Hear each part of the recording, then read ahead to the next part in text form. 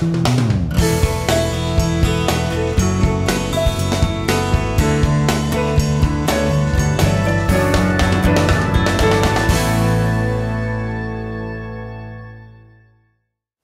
to another Cafe DC. Today we have Congressman Dan Burton with us, who is completing his 15th term in US Congress. That means he's been here for almost 30 years. Welcome, sir. Thank you very much. Nice being with you. Why are you retiring at such a young age? Well, I do appreciate that. That's a wonderful way to start this conversation. Well, first of all, my wife has a genetic heart problem we did not know about. And she's probably going to have heart surgery on her aorta eventually. So I didn't want her to have to go through another difficult campaign. Plus, I'm tired of raising $2 million every 2 years for my campaign. And, you know, in this day and age with people having such acrimony toward government, I'm just tired of everybody being upset all the time. So there's a lot of new young people up here, and I think they'll do a good job. You endorsed Newt Gingrich first, and then now that he's getting out of the race, you just endorsed Mitt Romney, Governor Romney. I did. Why this change of heart? Just because there's only one candidate, that's why you're supporting him, or because you like him? Well, first of all, I didn't have any animosity toward any of the candidates. Newt Gingrich, though, I think is probably a superlative debater. And I thought because of Obama's personality and his ability to convey his ideas so well, I thought we needed a very good debater. Obviously, Newt didn't raise the money and didn't win enough delegates, so now it's going to be Mitt Romney.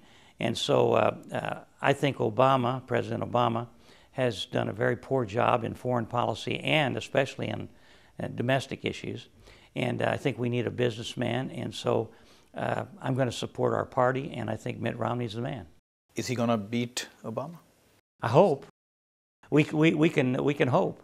I just think that the country's heading in the wrong direction, and I think that we really need stronger leadership. That's the Republican view, of course. It's the Republican view, but I think there's a lot of independent voters who share that view now. Congressman, a long time ago, when I met you along with some Pakistani Americans, you made some comments about your family background, and if I may say, quote unquote, your troubled childhood. And I think it was also very surprising to see you speak about that issue on the floor, on the House floor. I think you're probably the only member who has spoken in so clear terms about his family background. Can you please share some of that stuff with us? You know, I never really liked to talk about it very much, but they were talking about child abuse and wife abuse on the floor, and I wanted to lend my support to the legislation they were talking about, and that's why I felt that I ought to say something about my background. It wasn't that I liked to talk about it, but I thought it was important. My father, who was 6'8", very tall man, he was very brutal. He beat my mother, he would beat me, and we had a very difficult life. My mother finally decided that she tried to get away from him and she couldn't. She was really afraid of him. So when I was about 12 years old, she finally did get away from him.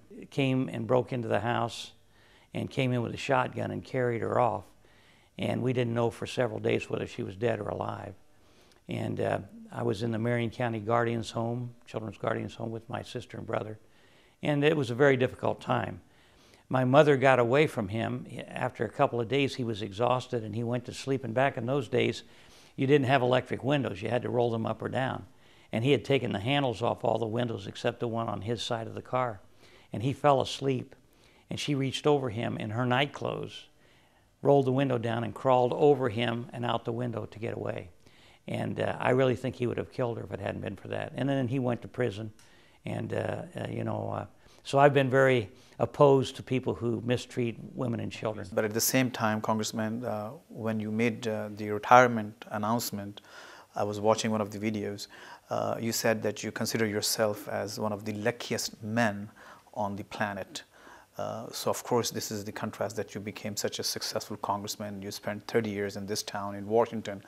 You met kings, presidents, prime ministers, and you were also very close to, I see some pictures on the wall here, with President Reagan. Yes, he's a wonderful man. So how do you feel now? Exactly, I said, of course you feel a lot better, but this is a message out there for people. In some parts of the world, people don't have very many opportunities to succeed. I've been to Africa. I've seen little children starving and mothers starving, and I've seen that those people really didn't have any opportunity in life except to just exist day to day. And there's other parts of the world like that. And I was very blessed to be born in a country where, even though you had a difficult time as a child, you could overcome those things and have a modicum of success in life. And so I always felt like, since I was born in America, I was blessed, and I was able to start my own business and then get into politics and get elected to the State House and Senate and then to Congress. And so I really meant what I said. That wasn't just hyperbole. I really think I'm a very, very lucky person. And when I spoke on the floor of the House when I decided to retire, Indiana House, I said, I think I'm the luckiest guy, luckiest man alive. And I feel that way. I've been very blessed. After you go back to Indiana, you're still going to feel the same way? You won't miss this town? Well, no, I plan to keep a residence here and in Indiana. And I hope to do some business with companies that are international in scope. They may need some help in figuring out how to negotiate through the morass here in Congress. And there's foreign governments, I think, that probably could use somebody who understands the system up here. And so I think I'd like to do something like that and maybe work on some boards of directors if I'm lucky. And I really believe there's some companies and people and countries out there that would like to have some assistance. When I first met you, you were actually speaking at a Pakistani American event. Yes. And later you became the co-founder of Pakistan Caucus in US Congress and one of the staunch supporters of Pakistani American community. So what drew you so close to the community? The values, the... Well, I think, the Pakistani American community is a very good community. They're very nice people, and they've been great friends of mine. But the reason I support Pakistan, and I was a co-founder of the Pakistani Caucus, is because Pakistan has been an ally of the United States through thick and thin. We have our differences. There are differences within the government of Pakistan on a lot of issues. But, you don't turn your back on friends just because you have some differences. I mean, my wife and I have differences. She's wrong a lot of the time. But and you're not. No, I am a lot. But I think Pakistan has been a great ally when the Russians were in Afghanistan and in a whole host of conflicts around the world. And I think that we need to keep a very strong relationship with them. They're also a nuclear power, along with India, and that's a very hot area over there. And I think it's very important that all of the parties remain friends to make sure we can work out our differences. We don't need another war. Are you disappointed with the current state of affairs between the two countries, United States and Pakistan? I'm disappointed in things that are going on here, and I'm also disappointed in some things that have happened in Pakistan. I think there's been some differences between civil government and the military.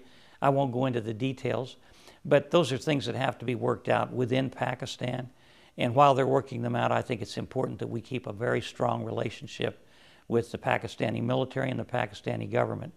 And so I will continue to support that relationship. You've been to Pakistan many times. Yeah. And so what's your impression of the people, the land, the country? Well, I've been to Azad Kashmir, up in the northern part of Pakistan when the earthquake took place. And I had the opportunity to meet people that we helped a little bit with aid and tents and things like that who were suffering. And I got to know some of the people, and they're very strong people. They believe in their religion, Allah, and my religion, God, and they are very strong people, and they're very friendly people. Contrary to what a lot of people think, we see radical terrorists, and a lot of people think everybody in that part of the world is like that, and they're not.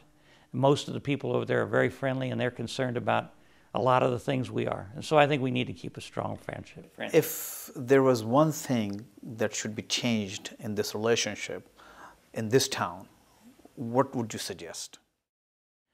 Well, you know, I think that we need to have a better exchange among legislators and people who are in the educational field. I think it would be great if more Pakistani legislators and government officials would come over here and meet with our government officials and legislators so we had a better understanding of each other. And I think that's true with a lot of countries. And then I think we ought to go over there to Islamabad and you know, and Karachi, and sit down and get to know the people and get to know the government leaders and talk about our differences. If we do that, not only with Pakistan but with other countries, I think you can start to see a breakthrough that would, I think, lead to an era of good feeling and peace. You're chairman of Government Reform and Oversight Committee. I was, yeah. Okay, a very important, of course, committee. So what did you see, anything, I mean, you know, this GSA scandal coming up and then, you know, the Secret Service. So that was one of your areas as well, as, you know, as chairman of the committee. Yeah. What do you think is wrong with the bureaucracy? Well, you know, in every government, in Pakistan, in the United States, you're going to have corruption. You're going to have people who take advantage of the system.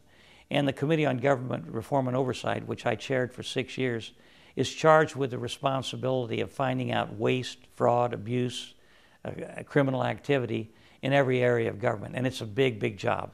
You know, we've got, I don't know, millions of people that are involved in government in one way or another.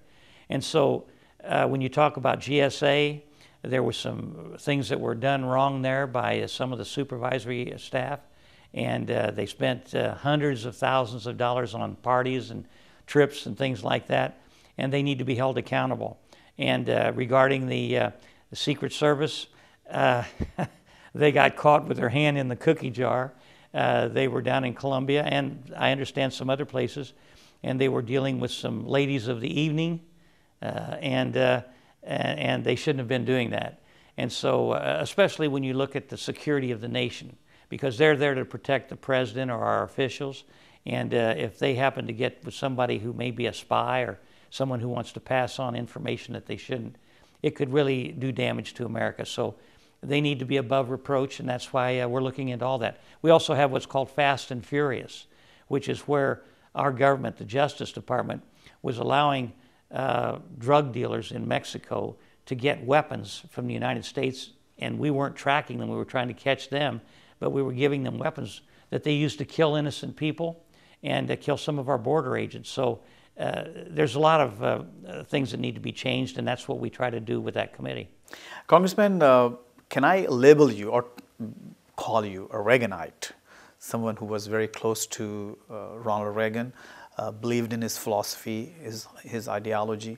Do you think he would have endorsed Romney as you have, looking at his background, his track record, or would he have endorsed Newt Gingrich for that matter? Well, I think Ronald Reagan, when he started out, was a more liberal person, but as he grew up and he worked for General Electric and did their theater and he went around all over the country, he became very pro-free enterprise and very much against big government.